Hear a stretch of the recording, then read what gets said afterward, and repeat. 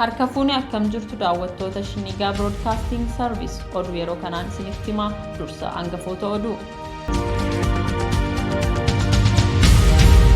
Barsiisaa Yuunivarsiitii Bulee Horaa humnoota mootummaan qabamee achi buuteen isaa dhabame. Barruun biilboordii beekamaa ta'e aartist Haacaaluu Hundeessaa badhaasa idil-addunyaaf eere. Waraanni Itoophiyaa Adawaa fi Maayitsaaabiritti haleellaa xiyyaaraa gaggeesse. President Erdogan ambaasaadara US fi kan biyyoota biroo 9 ari'uufi. Daawwattoota keenya oduu kan isinitti himu Rahmat Siraajii amma oduu bal'inaan.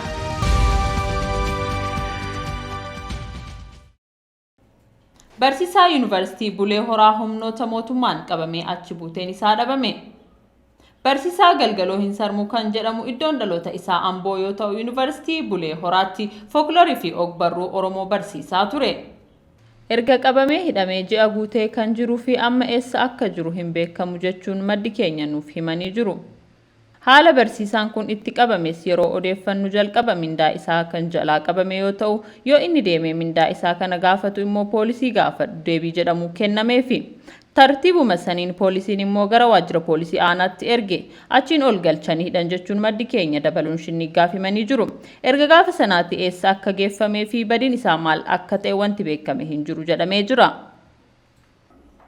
Matakkal keessatti humnoonni finxaaleeyyii Amaaraa manneen uummataa gubaa jiru. Godina Matakkal keessatti manneen uummata Oromoo humnoota finxaaleeyyii Amaaraan ibiddaan gubataa barbadaa fi mancaa jiraachuun beekame. Akka odeeffannoon arganne ibsutti manneen uummata Oromoo godinicha keessa jiraatanii humnoota finxaaleeyyii Amaaraatiin gubachaa akka jiruu fi uummatichi sodaa nageenya hamaa keessa jiraachuu agarsiisa. Haaluma kanaan uummanni haala nageenyaa isaa sodaachuun baqatanii jiran. Humnoonni finxaaleeyyii Amaaraa hidhatanii jiran qabeenya uummataa saamuun manneen isaanii guutumaa guutuutti ibiddaan gubanii barbadeessaa jiraachuun beekamee jira. Barruun biilboordii beekamaa ta'e aartist Haacaaluu Hundeessaa badhaasa idil-addunyaaf eere.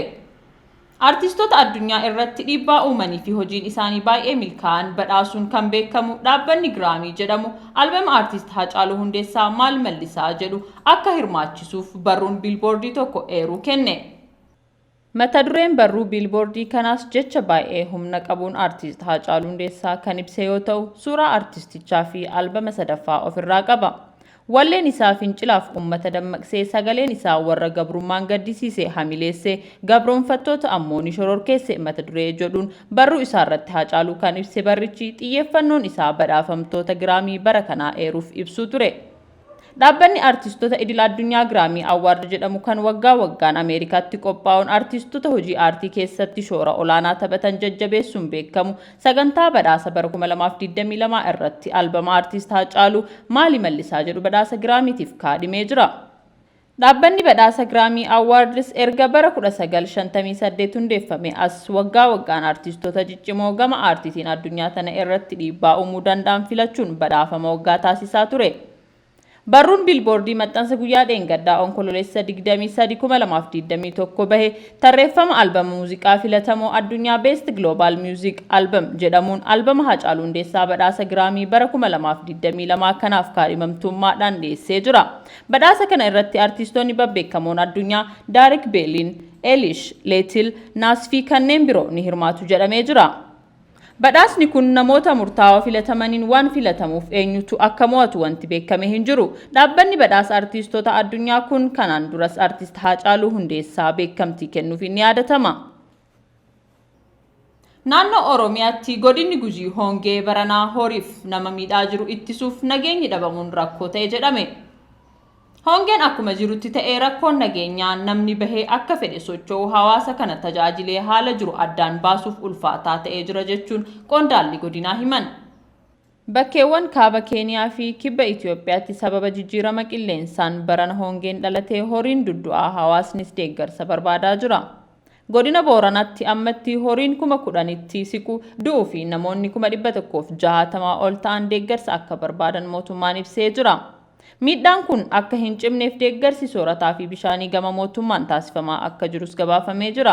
Dhaabbanni biyyoota gamtoomanii UN akka ibsetti dhaabbileen deeggarsaa godina Booranaa fi kibba Gujiitti argamuun deeggarsa bishaanii soorataa namaa fi horiif barbaachisu kennaa jiru jedhee jira. haa ta'u malee caalatti deeggarsi cimuu qaba jechuun ibse. Gama kaaniin aanolee 4 godina Gujii keessa argamanii fi godina Booranaa daangessanitti hongeen dhalatuun horiin du'aa jiraachuu godinichi beeksisee jira. Aanaalee gammoojjii 4 hongee itti mudate aanaa Saba Booruu, Gooroo Doolaa, Liibanii fi Gumii Eldalloodha.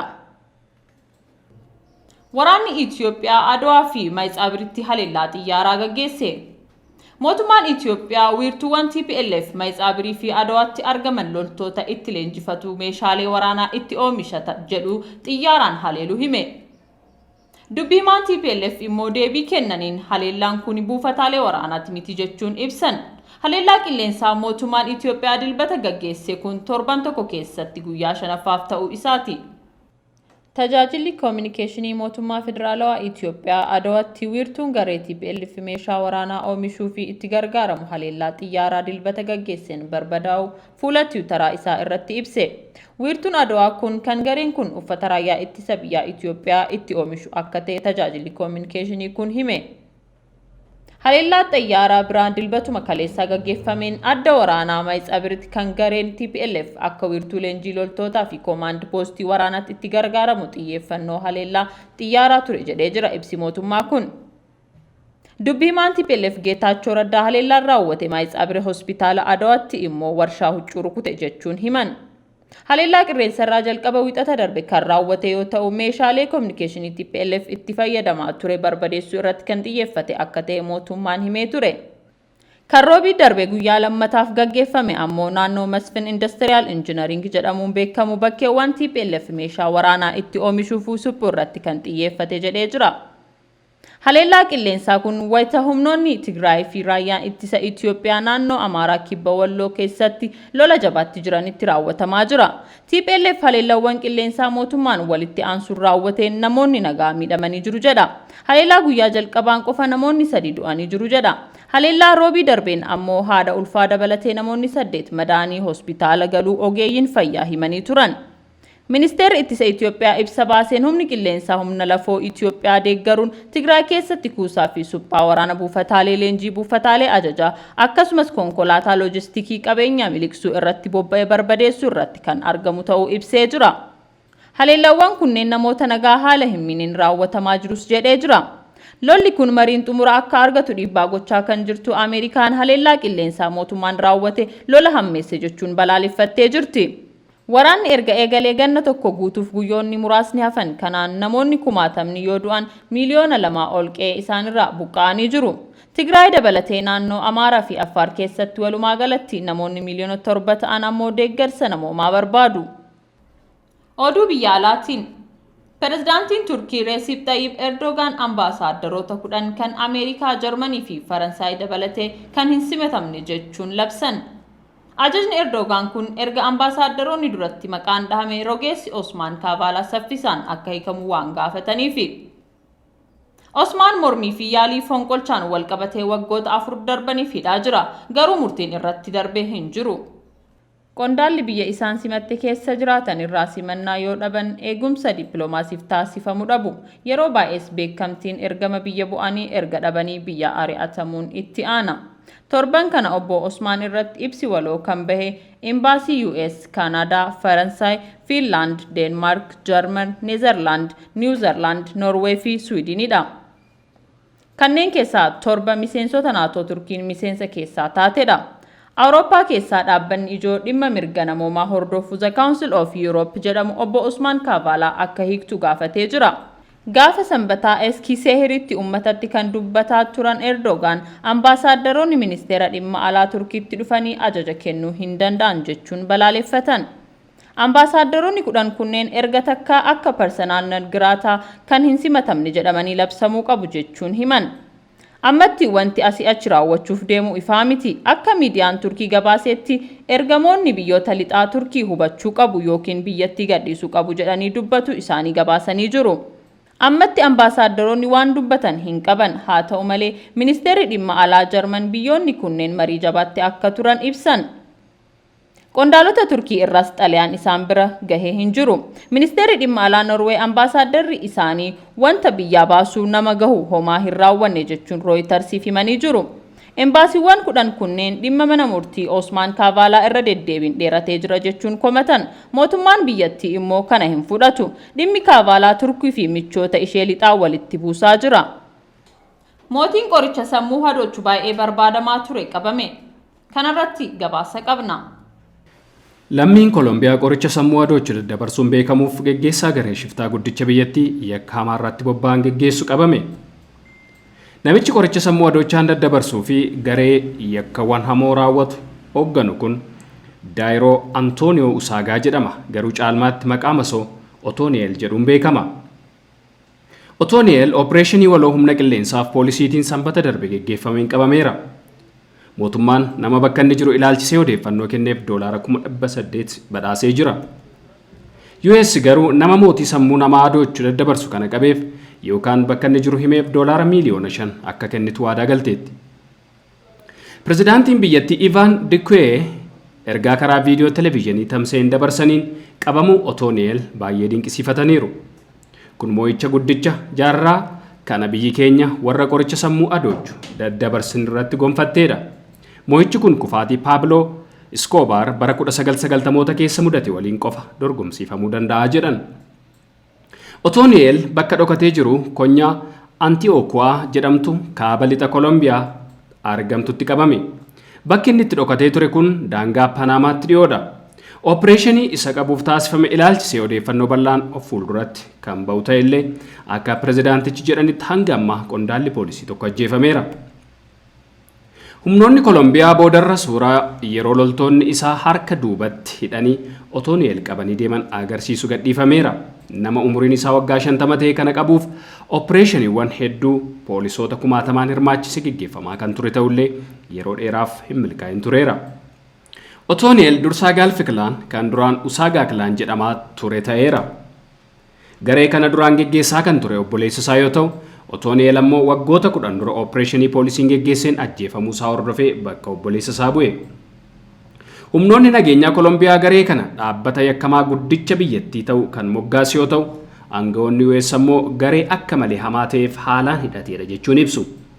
Gareen konyawwan hedduu keessa socho'uuf sadarkaa idil addunyaa irratti hidhannoo cimaa qabu kun namootaaf qoricha sammuu namaa hadoochan seeraan ala daddabarsuu fi warqee seeraan alaa baasuu irratti hirmaachuun beekama. Gareen kun miseensota hidhatan 1,800 akka qabu kan amanamu yoo ta'u, gareen isaanii fagaatanii biyyoota biroo akka Arjentiinaa, Biraazil, Honduras, Peeruu fi Ispeen keessatti illee qabamanii beeku. Gareen kun toorawwanii fi ulawwan hedduu ittiin qoricha sammuu hadoochan seeraan ala Kolombiyaa irraa gara US akkasumas hanga Raashiyaatti illee dabarsuu danda'an to'ata. Mootummaan Kolombiyaa garuu waggoota dhiyoos lakkoofsa garee kanaa akka xiqqatu gochuun kanneen geggeessitoota garee kanaa ta'an ammoo akka naannawaan fagootti baqatanii bosona keessa dhokatan taasisuu amana. Otooniyeel amma himannaa akaakuu yakkaa baay'eetu isa eeggata. Kanneen akka qoricha sammuu hadoochuu kookeen gara US'tti fe'u ajjechaa qondaaltota poolisiif daa'imman qacaruu jedhaman yakkawwan ittiin himatamuuf jiru keessaati. Bara 2009 keessa US akka yakkaan barbaadamu murtaa'ee kan ture yoo ta'u, akka dabarfamee kennamuuf New York keessatti mana murtiitti dhiyaatu barbaadamaa tureera. Gabaasa dhiyaateef Oliifa Margaa Shinniigaa Broadcasting Service irraa. Oduu ispoortiitiin taphataan Masrii riikardii galchii Pirimeer Liigii Afrikaa cabse. Taphataan Liverpool Mohamed Salah tapha kaleessa United waliin taphatame kilabiin isaa 5-2 injifate irratti goolii 3 galchuun taphata Afrikaa Pirimeer Liigii irratti hedduu galche ta'e. Tapha kaleessa dura Salah taphataa Cote d'Ivoire Didier Drogba waliin 400 galchee qixxaatee ture. Taphataan lammii Masrii kun erga Roomaa irraa bara 2017 Liverpool seenee as jifaataa cimaa ta'uu mirkaneesse. Isa dura garuu bara 2014 hanga 15 Chelsea ture. Taphataan duraanii garee biyyaalessaa Nigeria Premier League irratti galchii 95 galche Yaquba Aybini namni Premier League irratti galche kamuu liigii kaan dhaqee galchuu danda'a jechuun ibsa. Waggaa darbe yeroo Liverpool shaampiyoonaa Ingiliz ta'e Salah galchiiwwan 19 galchee ture. Inumaa ga'umsa gaariirra waan hin turreef malee galchii hedduu galchuun xumuru ture. Turtii isaa Liverpool hanga yoonaan waggaatti galchii 15 gadi galchee hin beeku. Haa ta'u malee jalqaba gara Premier League gaafa dhufu Chelseaatti taphate. Garuu galchii 2 qofa galche. Mohamed Salah kana dura si'a 2 taphataa cimaa BBC fi CAF jedhamee filatamee jira. Daawwattoota keenya oduun yeroo kanaaf qabannee kan hanga ammaa ture qophiilee shinii gaafa waliin turtii gaarii.